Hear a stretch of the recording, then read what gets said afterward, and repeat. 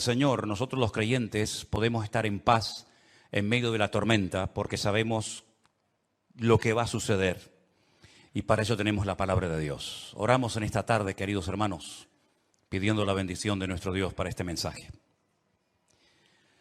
Te damos muchas gracias, Señor, una vez más por esta oportunidad que nos das de aprender, de conocer las cosas que tú has dejado en tu palabra para mantenernos firmes en la fe, para saber cómo actuar, cómo comportarnos en estos tiempos peligrosos y difíciles en los cuales nos ha tocado vivir. Señor, abre nuestro entendimiento para que podamos comprender tu palabra y podamos en esta tarde, Señor, ser fortalecidos en nuestra fe, en nuestra comunión contigo, y que esta palabra sea de bendición para todos los que la van a escuchar, tanto hoy como en cualquier otro momento. Nos ponemos en tus manos y pedimos tu bendición en el nombre de Jesús. Y amén, y amén. Yo lo primero que me gustaría pedirles a todos ustedes, no solamente los que están aquí reunidos, sino también los que están en sus hogares y los que después van a ver estas reuniones. No sé si se han dado cuenta, pero en las últimas semanas han habido centenares, cientos de miles de personas que debido a todo lo que está ocurriendo se han metido en, seguramente en muchas otras páginas, ¿no? Pero yo hablo de lo que nos atañe a nosotros, a ver qué es lo que está sucediendo, a ver qué es lo que está pasando. Tenemos ya mensajes en nuestro canal de YouTube que tiene casi 4.000 mensajes. Tenemos mensajes que ya pasan de los 2, 3, 4, 5, 6, 7, 8, 9 millones de visualizaciones. Es algo increíble ver cómo Dios está despertando las conciencias de muchísimas personas en muchas partes del mundo, porque están realmente preocupadas, diciendo qué es lo que va a pasar. Yo ya digo, lo primero que les quiero pedir a todos ustedes es que mantengamos la calma, por favor. Veo a muchos creyentes nerviosos, angustiados, con miedo, y lo primero que tenemos que tener en cuenta es que el Señor es nuestra paz, que todo está bajo el control de Dios y que aquí no va a caerse ni una hoja de un árbol sin permiso de nuestro Dios. Así que mantengamos la calma, la serenidad, la paz y no dejemos que nada ni nadie nos perturbe. El Señor Jesucristo dice, en el mundo tendréis aflicción.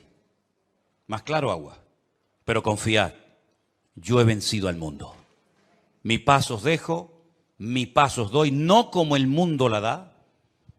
La paz de Cristo es una paz que a menos que tú la tengas no te la puedo explicar con palabras. Y mira que sé explicar muchas cosas y el Señor me ha dado, pues yo creo que algo de sabiduría para explicar muchas cosas de su palabra. Pero explicarte lo que es la paz de Cristo, sinceramente me faltarían palabras para poder explicarte lo que es vivir en cualquier momento y circunstancia de la vida, bajo la enfermedad de un hijo, bajo la muerte de un ser querido, en momentos de guerra, en momentos de necesidad, de crisis matrimonial, problemas de toda índole, explicarte lo que es tener en esas circunstancias la paz de Cristo, prácticamente es imposible hacerlo con palabras, a menos que usted tenga esa paz morando en su corazón.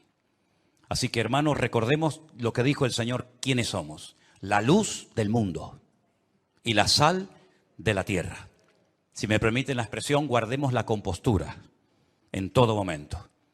Porque ahora se nos van a presentar muchísimas oportunidades y ocasiones para dar testimonio y explicarle a la gente, si es que lo sabes, lo que está sucediendo y cómo va a terminar todo esto.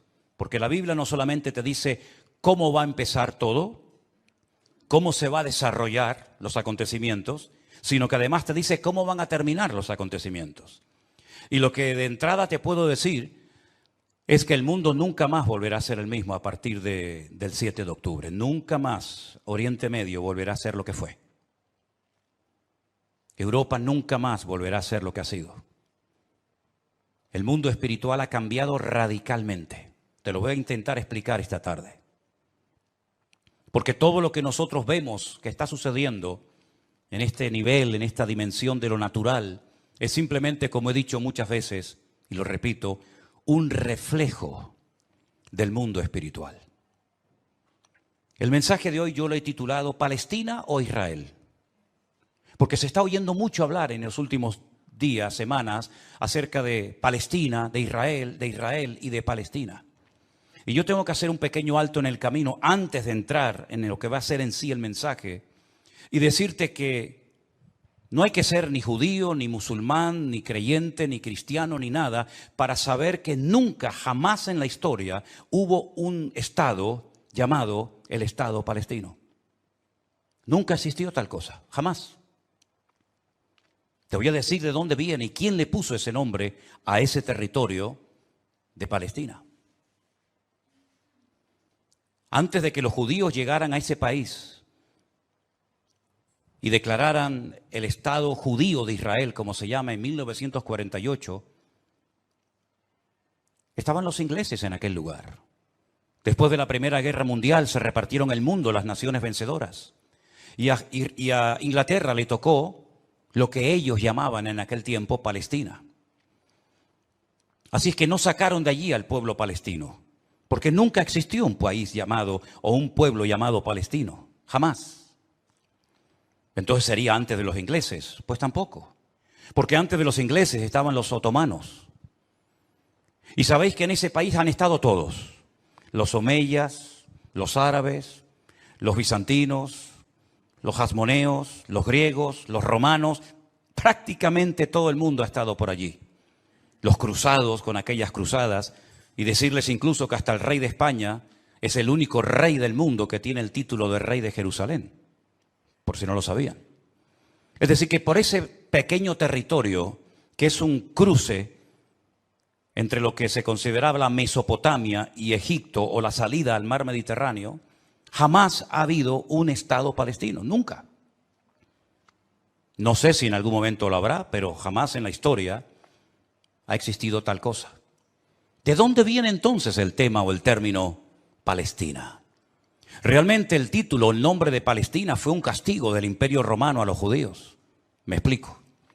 En el año 132 después de la era de Cristo, después del nacimiento de Cristo, hubo un hombre llamado Bar Kokhba. Su nombre significa hijo de la estrella, Bar, hijo, Kokhba, estrella.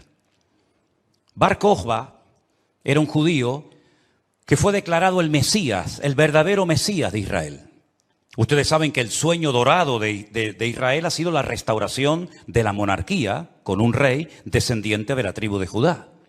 Y este tal Bar Kokhba, el hijo de la estrella, fue apoyado de una forma tremenda por un rabino muy famoso de la época llamado Rabí Akiva. Rabí Akiva, haciendo una pésima interpretación de un texto del Antiguo Testamento, donde dice que el hijo de la estrella, hablando del verdadero Mesías, reinaría, apoyó de una forma tremenda a Bar Kokhba y emprendió una rebelión en contra del Imperio Romano. Y durante un par de años logró crear, entre comillas, un pequeño, país independiente que era la región o la provincia del sur de Judea. Los romanos no le iban a permitir ni a Bar Kokhba ni a nadie que pisotearan a Roma, que humillaran a Roma. Y entonces se emprendió una matanza, una guerra terrible contra este líder religioso político y lo desmenuzaron. En aquellas guerras se cuenta que murieron más de 580.000 judíos. Una barbaridad. 580.000 judíos perdieron la vida, incluido el Bar Kokhba este. ¿Por qué se produjo esta rebelión? Bueno, hay varios factores, varios motivos. El primero es porque el Imperio Romano había prohibido practicar la Brit Milá, el pacto, la circuncisión. No se podían hacer circuncisiones en Israel y sabéis que eso es algo sagrado, incuestionable. No se negocia el circuncidar sí o no a un varón. Eso es algo que nadie cuestiona. Incluso los judíos ateos lo hacen con sus hijos. Todos lo hacen. Sean creyentes, practicantes o no. Y eso estaba prohibido. Estaba prohibido la celebración del Shabbat, el día de reposo para el pueblo de Israel en aquel tiempo. Estaba prohibido enseñar Torah, enseñar la ley de Moisés, celebrar las fiestas. Y para colmo, como ya Jerusalén había sido destruida, totalmente destruida en el año 70 por el hijo del emperador Vespasiano, Tito, la destruyó y cumplió la profecía que Cristo había dicho en Mateo capítulo 24. ¿Veis todo esto? No quedará piedra sobre piedra que no sea destruida. En el año 70 se cumplió literalmente esa palabra profética que Cristo le había dicho a sus discípulos y que la encontramos en Mateo 24. Y la ciudad de Jerusalén fue destruida completamente, incluido lógicamente el templo. Los tesoros del templo, que eran incalculables, se llevaron a Roma. Y su padre, Vespasiano, construyó un templo, pero a la muerte, el famoso Coliseo romano, que todavía lo pueden visitar los que quieran.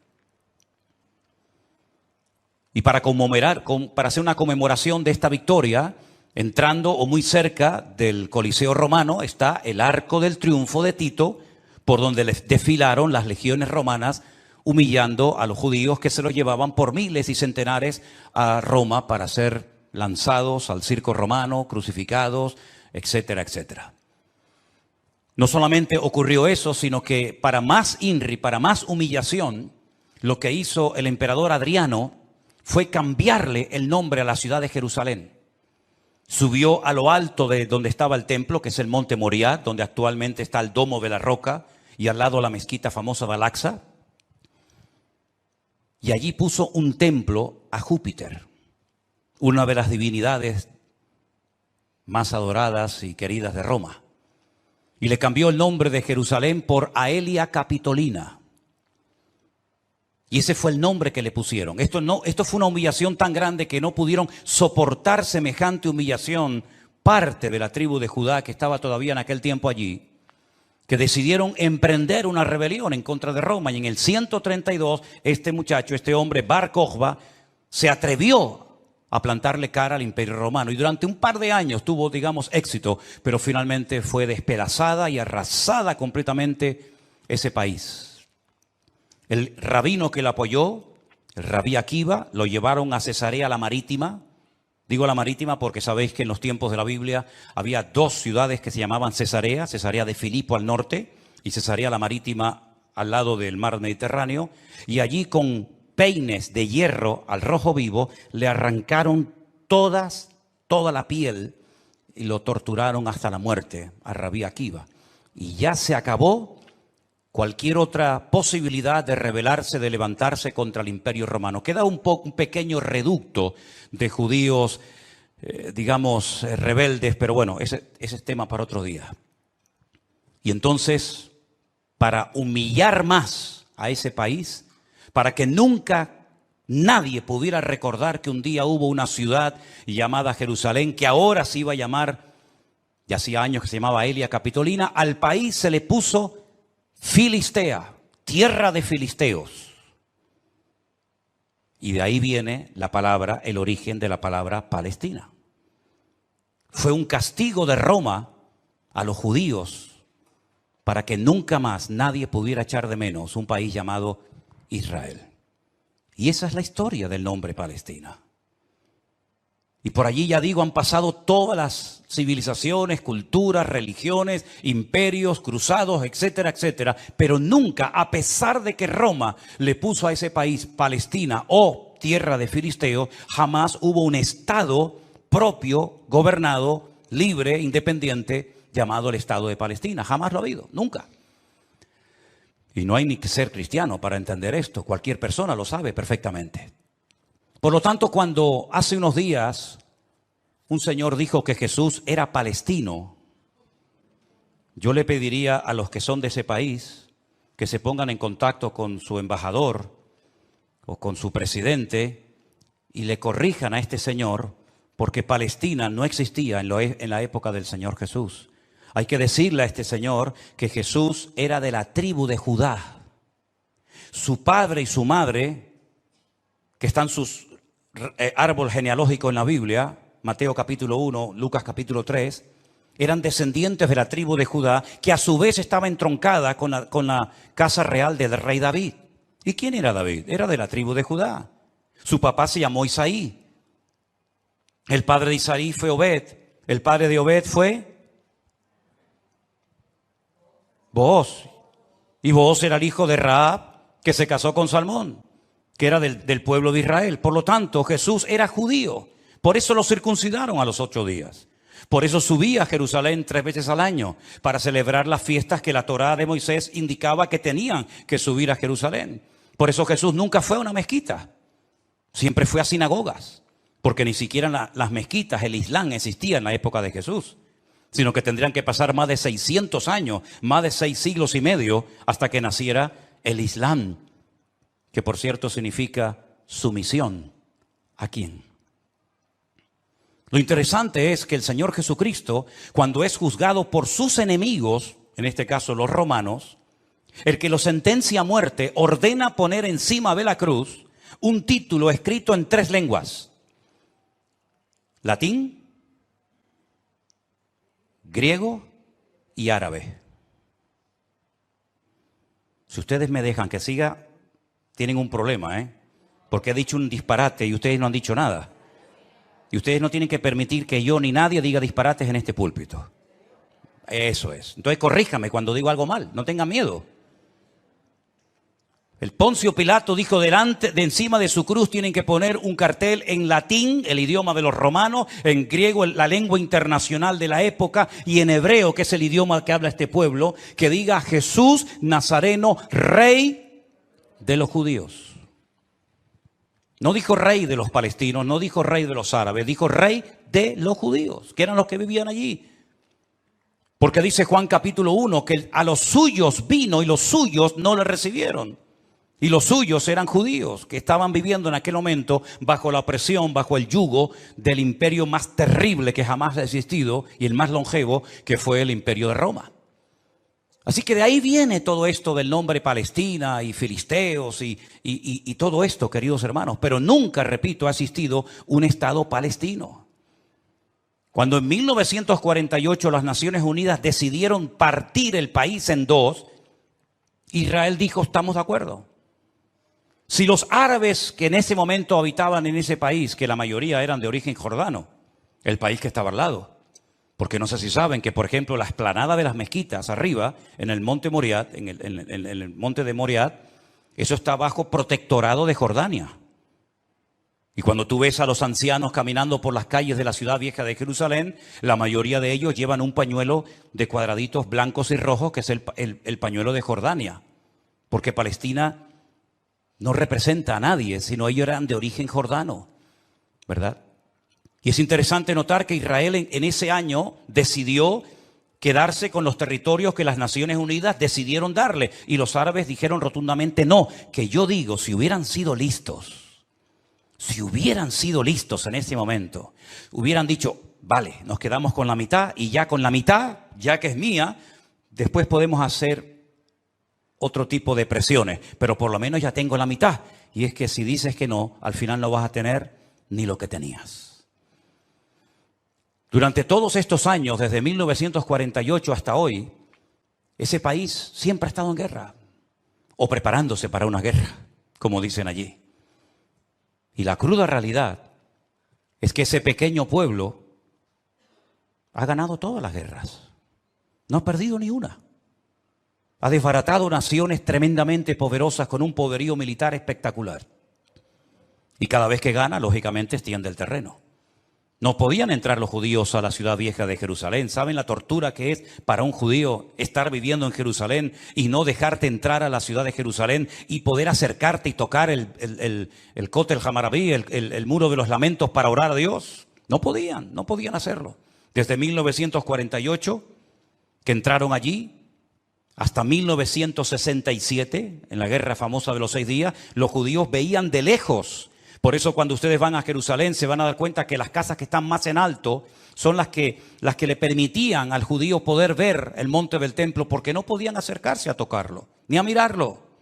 Y no solamente desde 1948, desde hace muchos siglos tampoco podían estar allí. Y al final recuperaron la ciudad de Jerusalén. Pero todas y cada una de estas guerras siempre ha cambiado la atmósfera, el mundo espiritual, siempre. Porque algo que tenemos que tener presente es que el mundo natural refleja lo que está pasando en el mundo espiritual, ni más ni menos. Y me gustaría, con algunos textos de la Biblia, demostrarles que el mundo espiritual es tan real como este mundo en el cual nos movemos tú y yo, como pez en el agua. En el libro de Daniel, en el Antiguo Testamento, este hombre está cautivo en Babilonia.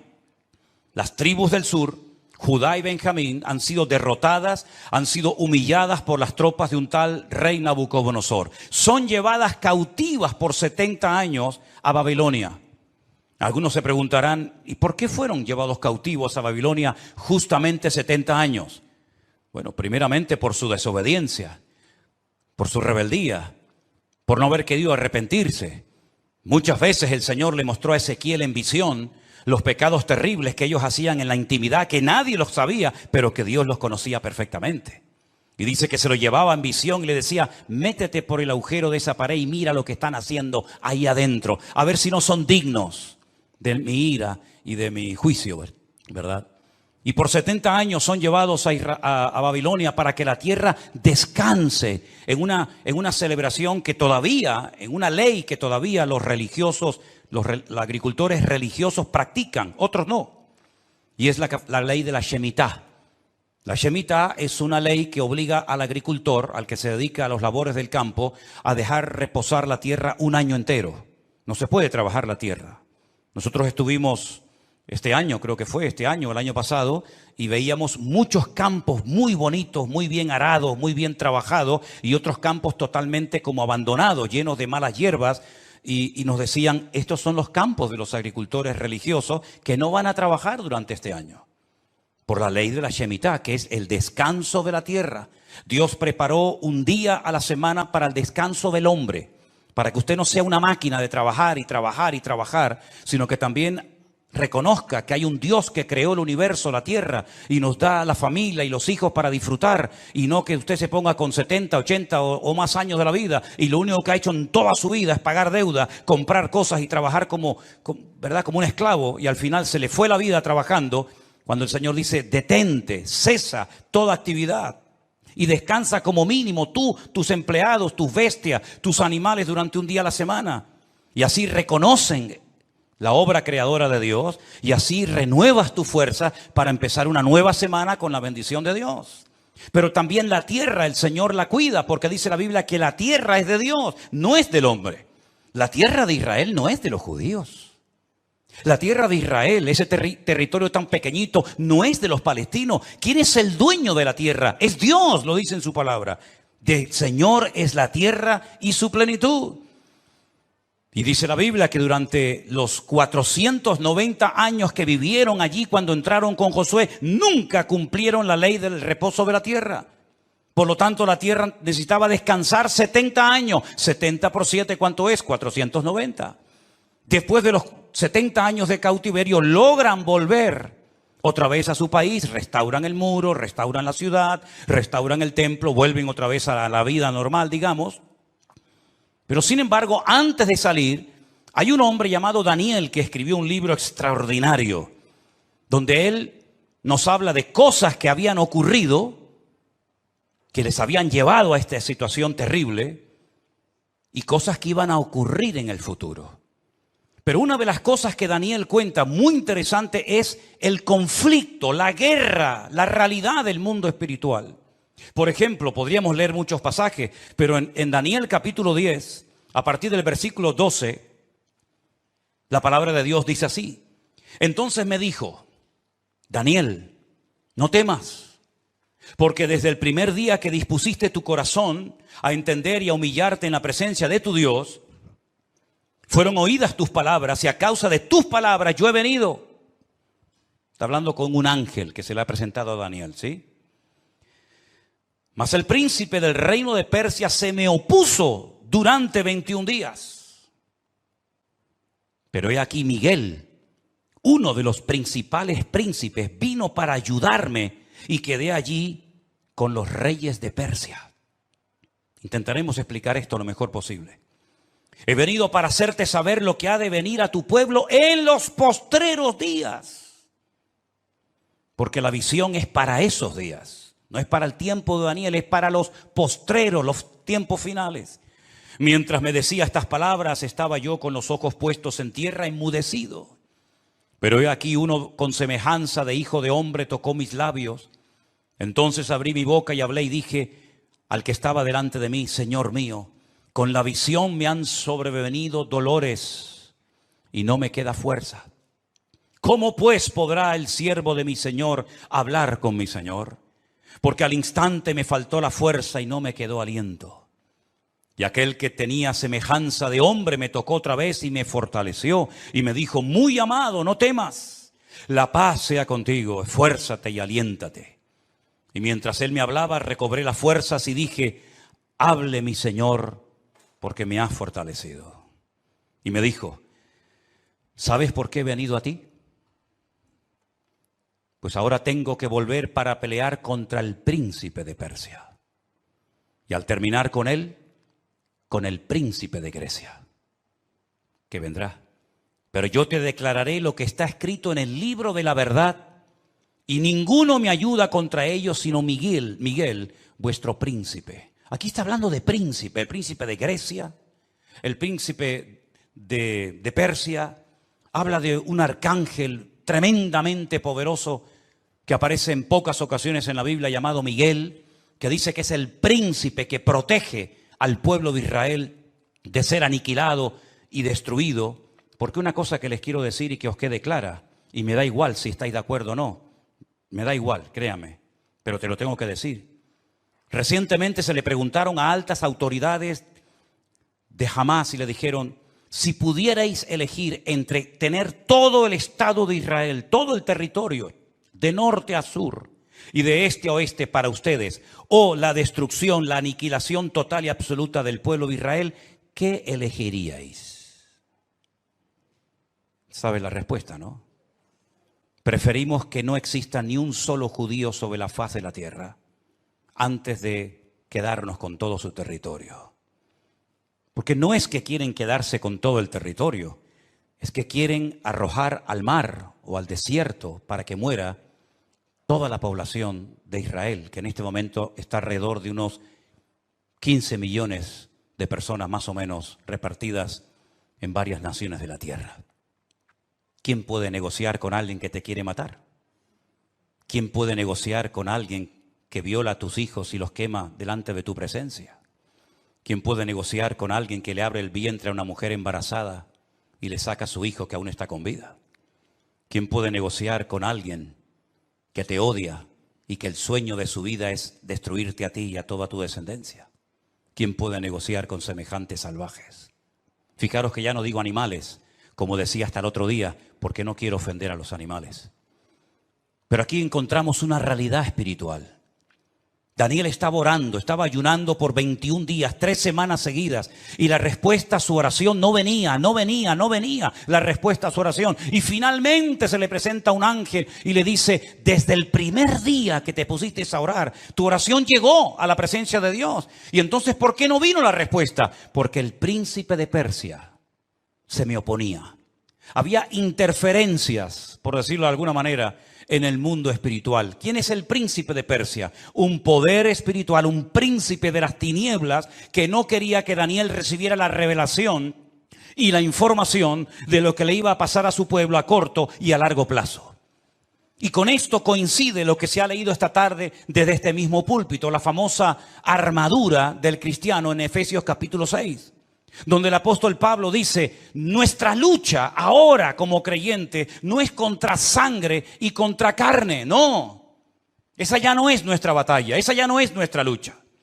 Nuestra lucha, que existe y es real, es contra principados y contra potestades, contra los gobernadores de las tinieblas, contra huestes espirituales de maldad en las regiones celestes.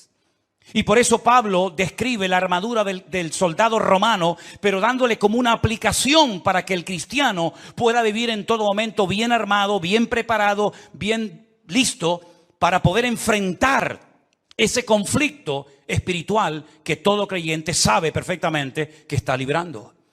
Fijaros que las últimas palabras del apóstol Pablo cuando escribe a Timoteo le dice: he peleado la buena batalla. No ha sido fácil llegar hasta la meta, Me han torturado, me han apedreado, me han puesto en la cárcel, etcétera, etcétera. Y he peleado la buena batalla y he acabado la carrera.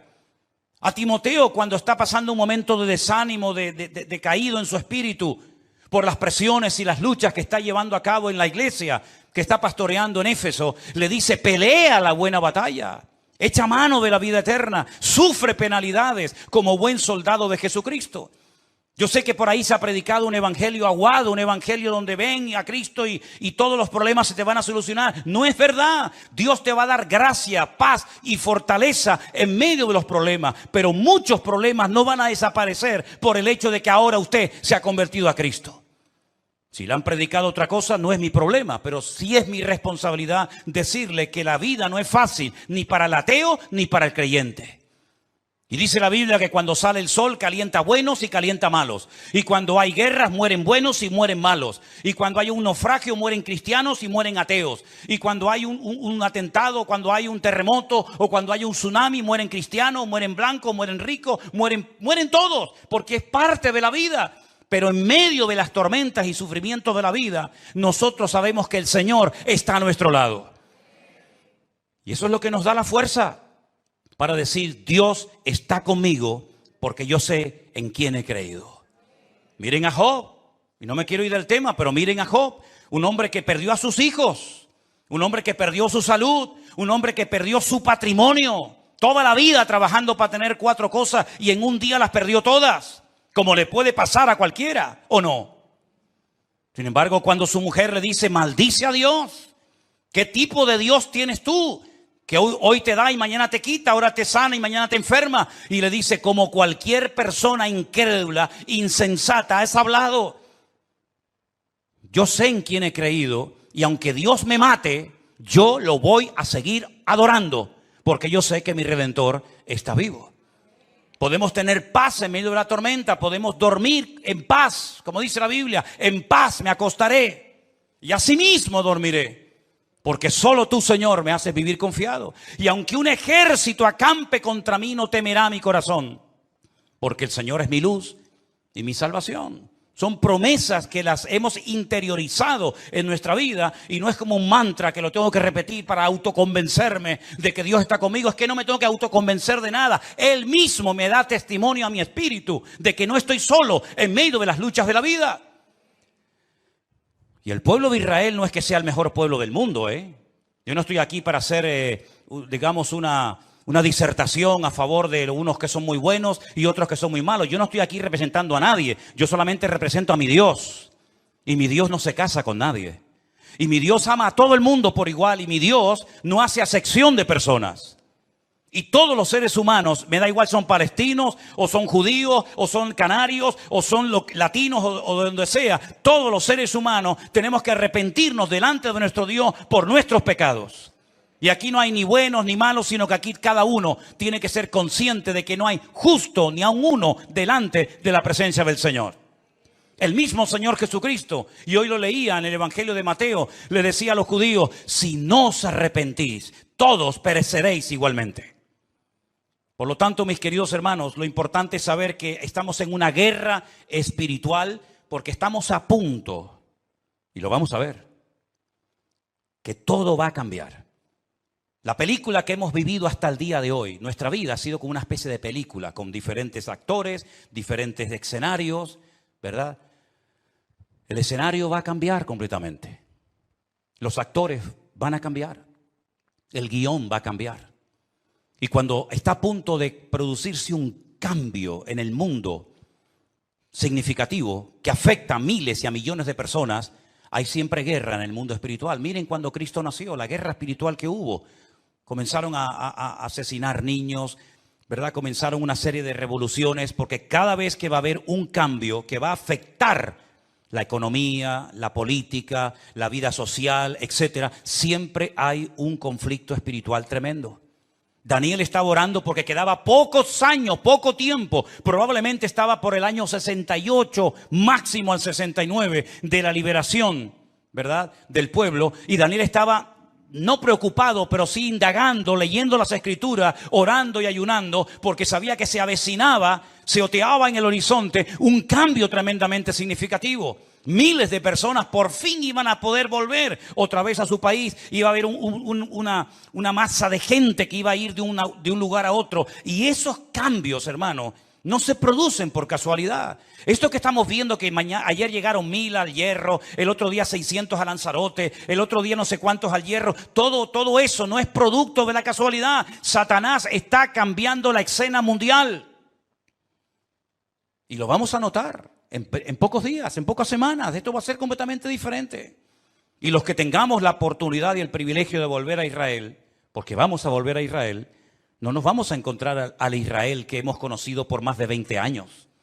Nos vamos a encontrar a la gente de una forma diferente, una actitud diferente, una atmósfera completamente diferente, porque estamos en una guerra espiritual tremenda.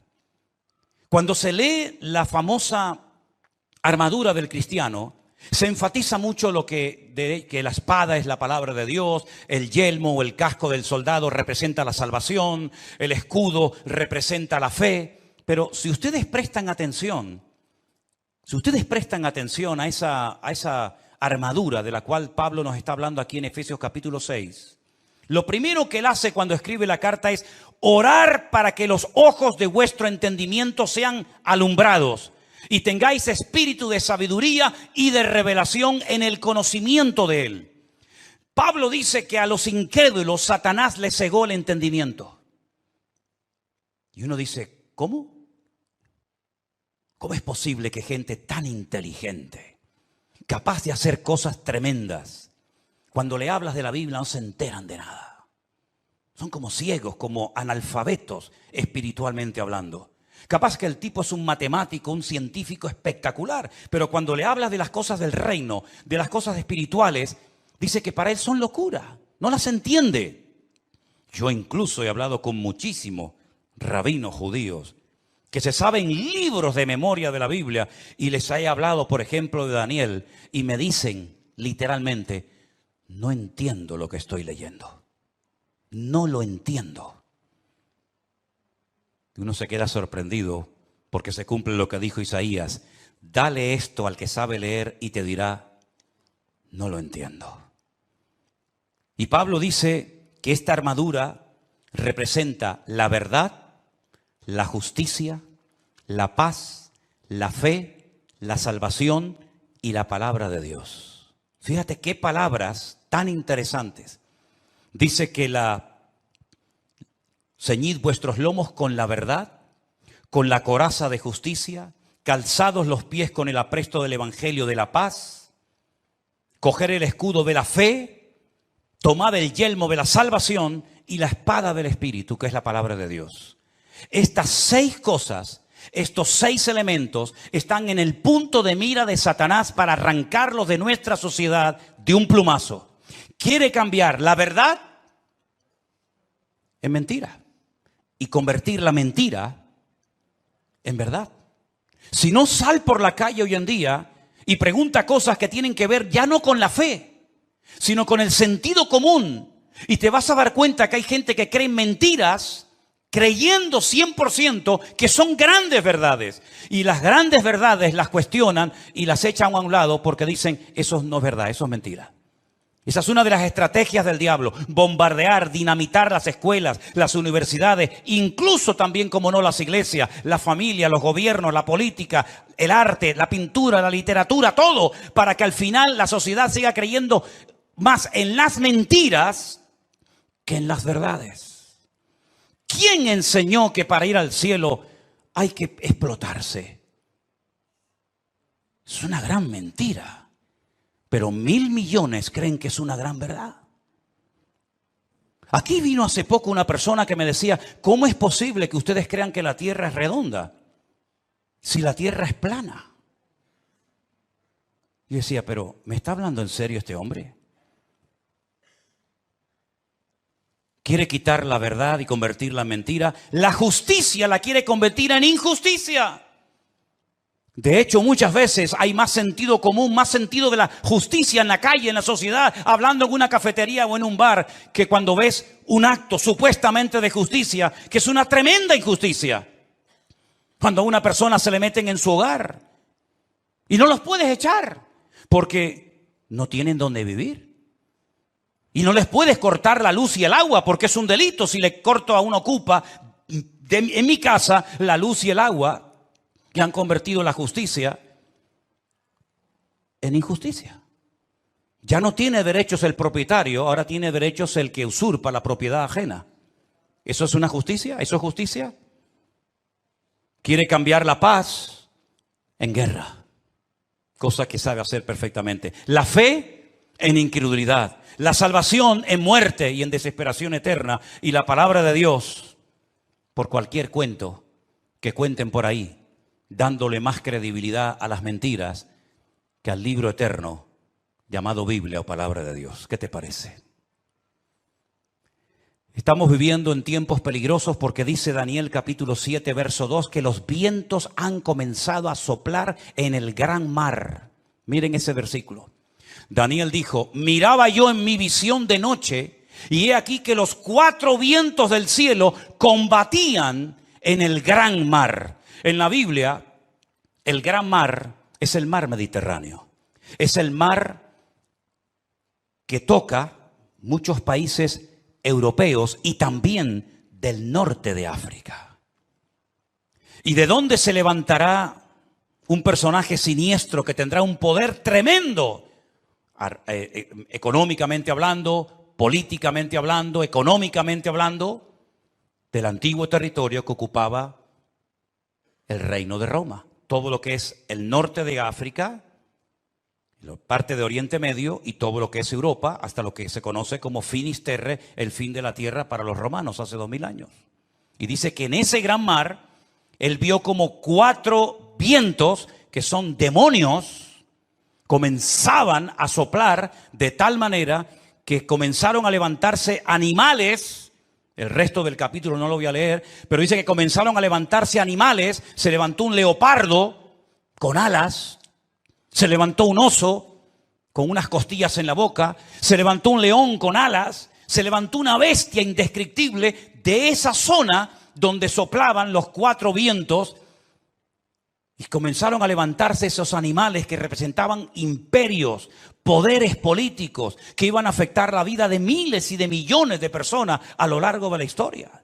¿Cómo podía saber ese hombre cuando todavía no existían ni los medos persas, ni los griegos, ni los romanos, que se iban a levantar esos imperios siglos antes de antelación? Es que la Biblia se anticipa en el tiempo y en el espacio, demostrando que Dios es un Dios veraz y que siempre sabe lo que va a suceder porque Él controla la historia. ¿Cuántos dicen amén? Y vemos varios vientos en la Biblia. No tengo tiempo para extenderme en todo esto, pero ¿cuál fue el viento que destruyó la barca de Pablo o el barco de Pablo? ¿Cuál fue el viento ese? Es el viento que golpeó contra un creyente, contra un representante del cuerpo de Cristo, el Euroclidón. El Euroclidón destrozó la nave de Pablo y Pablo tuvo que ir a tierra a calentarse y a salvar la vida. Ese viento soplará. Son nombres de la mitología griega. El Aquilón, el Austro. Son vientos que se mencionan, por ejemplo, en el libro del Cantar de los Cantares. Métanse y estudien las direcciones de estos vientos. Generalmente los vientos, depende del viento, suelen ir en una misma dirección, pero llegará un momento en el que se producirá como una especie de huracán, ¿verdad? Donde hay vientos de norte, de sur, de este, de oeste, y es imposible navegar de esa manera. Es imposible navegar con 4 o 5 vientos diferentes. Y eso es lo que va a pasar en los últimos tiempos. Representa la lucha del mundo espiritual con nombres de vientos que aparecen en la Biblia. Y esos vientos se van a llevar a cabo en una zona geográfica en la que tú y yo también vivimos. Y por eso Europa va a ser afectada grandemente en los últimos tiempos. ¿Qué es lo que hay detrás de todo esto? No es una lucha de unos contra otros simplemente. Es una lucha de Satanás contra Dios y su palabra. Ni más ni menos. ¿Quién puede más? ¿Alá o el Dios de ustedes? ¿Quién puede más? ¿El Corán o vuestra Biblia o Torá? Es una lucha de tipo espiritual. Y si no estamos velando y orando, no vamos a saber cómo comportarnos, cómo actuar en este tiempo, porque algo muy importante que lo vamos a ver ahora en un momento en la pantalla, es cómo Satanás a lo largo de la historia, como una especie de camaleón, si me permiten, ha ido adaptándose a los tiempos, a las culturas, a las tradiciones, y de esa manera ha ido preparando el escenario para esta escena final que tenemos en el horizonte. Todavía la guerra fuerte que nos habla Ezequiel 38 y 39 aún no ha empezado. No es esta que estamos viendo ahora. Todavía viene otra peor, para que lo sepan. Cuando Gog, príncipe de Mesec y Tubal, vienen del norte con 200 millones de soldados para destruir al pueblo de Israel. Porque de esta Israel volverá a salir con muchas pérdidas humanas, con mucha sangre derramada, pero aún viene la peor, que la Biblia dice en qué momento se va a producir, qué naciones van a intervenir, por dónde van a atacar, cómo va a terminar, cuánto va a durar, etcétera, etcétera. Pero tengo una lista que se la voy a poner ahí en la pantalla. Espero que estas características del diablo de los últimos tiempos las tengan en cuenta, porque esta es la forma como Satanás ha decidido actuar en nuestra generación. Primero, lograr los objetivos deshumanizando a la humanidad. Eso ya es una realidad entre nosotros. El objetivo, lo que se pretende alcanzar, está por encima de cualquier precio de vida humana. Si mueren 1000, da igual, traemos otros 1000. Si son 10.000, traemos otros 10.000. Es como cuando los romanos estaban al pie de la montaña de Masada. ¿Se acuerdan en Masada, en el desierto de Judea? Dice la Biblia que había arriba en Masada un reducto de judíos que no querían rendirse. Ellos rodearon la muralla de Masada y comenzaron durante años y años y años a echar tierra para construir una rampa que todavía se puede ver, y por esa rampa subieron ¿cómo se llama? El aparato ese de madera grande. Ahora ya lo diré. 4 años preparando esa rampa para poder subir arriba. Dice la Biblia que la iglesia es columna y baluarte. Ahí está, ya me vino. El baluarte. El baluarte era esa torre de madera que iban arrastrando los esclavos. Dentro iba llena de soldados y cuando llegaba arriba se abrían las compuertas y salían para atacar. 4 años preparando esa rampa de tierra. ¿Cuántos murieron? Miles. Muchos de los que estaban trabajando al pie de la montaña eran familiares, conocidos, vecinos o amigos de los que estaban arriba, rodeados por las legiones romanas. Hay una película de Peter O'Toole que se llama Masada. Véanla para que vean la historia. Qué interesante. Mataban a 200, 300 esclavos, traían más y traían más. El objetivo es lo principal. No importa cuántos mueran para alcanzar el objetivo. Esa es una estrategia del diablo que le está saliendo de maravilla. Y es la misma estrategia que están utilizando estas personas hoy en día. El fin justifica a los medios. La vida humana no tiene ningún valor. El objetivo es lo principal. Número 2. La ambición prevalece por encima del respeto a la vida.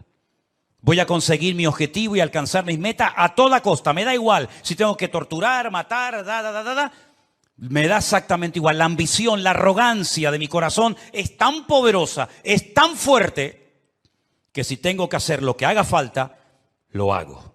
Número 3. Alcanzar lo divino olvidando lo humano. Si para ir al cielo y tener las 90 que dicen que voy a tener allá arriba, tengo que asesinar a todos estos, estoy dispuesto a hacerlo, porque lo divino, lo que yo creo que es lo divino, prevalece sobre lo humano. Una estrategia diabólica terrible. Cuando hace unos días vi en un reportaje que hicieron y le preguntaban a unos niños de entre 8 o 10 años, ¿qué quieren ser cuando sean grandes? Y decían, nosotros queremos ir al cielo. Por eso queremos prepararnos y convertirnos en mártires. Una criatura que lo que tiene que hacer es jugar y disfrutar de la vida. Lo divino ha desplazado toda racionalidad, o todo raciocinio, es el mundo al revés. La tecnología de la desinformación. España es número 1 en esto, ¿eh? España es capaz de ponerte una imagen que no tiene nada que ver con lo que está hablando. De hecho, ha habido a veces en varias cadenas de televisión en España que están hablando de un conflicto X, de una situación cualquiera que sea, y ponen unas imágenes de hace años que no tiene absolutamente nada que ver con lo que ellos están contando en ese momento. Como tienen el poder de quitar, de poner, de añadir, de etcétera, y cuando venga la inteligencia esta que llaman, ¿cómo es? Cuando venga la inteligencia virtual o artificial, perdón, ni te imaginas las barbaridades que vamos a ver donde personas están comenzando a decir cosas que ellos jamás han dicho, pero que por una manipulación de la tecnología te hacen creer lo que no han dicho o lo que han dicho. En fin, una locura. Los medios de comunicación son una fábrica que crea deliberadamente ignorancia. Cuanto más ignorante sea la gente, mejor. La ignorancia para ellos es poder. Cuanto más ignorante sea una persona sobre la realidad, sobre la Biblia o sobre lo que sea, mejor. Creación deliberada de ignorancia. Sembrar confusión, toda la que se pueda y más, engañando deliberadamente a la gente. Poner en duda la credibilidad de la fuente. Por ejemplo, mi fuente de información es la Biblia. Ah, no, pero eso no sirve, eso está caducado. ¿Cómo? No, la Biblia está llena de contradicciones. Y se quedan tan panchos. Y se quedan tan tranquilos. ¿Cómo que está llena de contradicciones? ¿Dónde están las contradicciones? No, eso está lleno de eso no, esta no es la Biblia verdadera. ¿Cómo que no es la Biblia? No, la Biblia verdadera la tienen los curas en el Vaticano, me dijo una vez uno. Es decir, tiran por tierra la fuente, la fuente mía no vale, la que vale es la tuya, la de internet, que te metiste anoche, leíste no sé qué. Esa es la verdadera, que ahora nos están fumigando. Esas nubes que aparecen en el cielo son aviones que nos están fumigando para que no llueva. Dios, pues menos mal que nos fumigaron para que no lloviera, ¿eh? Porque ayer hablaba con un pastor de Madrid que me dice, no puedo salir del coche porque tengo el agua hasta el cuello. Increíble, ¿no? O cuando vino el COVID, ¿se acuerdan? Esto es una estrategia de los Illuminati, de los masones, para una drástica reducción de la población humana. Pues qué malos fueron, porque me parece que murieron como 2 o 3 millones en el mundo y somos 7.000 millones. Lo hicieron muy mal, ¿eh? Y que todos los que nos vacunamos en 2 años morimos. Pues se equivocaron, porque ya llevo 3, vivo y coleando. Pero en fin, esta fuente no vale, la que vale es siempre la de ellos. Negar los hechos. No, eso no fue así. Eso no fue así. Tengo imágenes de satélite, donde se ven desde los satélites cómo lanzan los distintos cohetes. Y más de 550 cohetes lanzados desde la Franja de Gaza, no uno como el del otro día, 550 cohetes han caído dentro de la Franja de Gaza. No, pero eso es manipulación. Eso es manipulación. Bueno.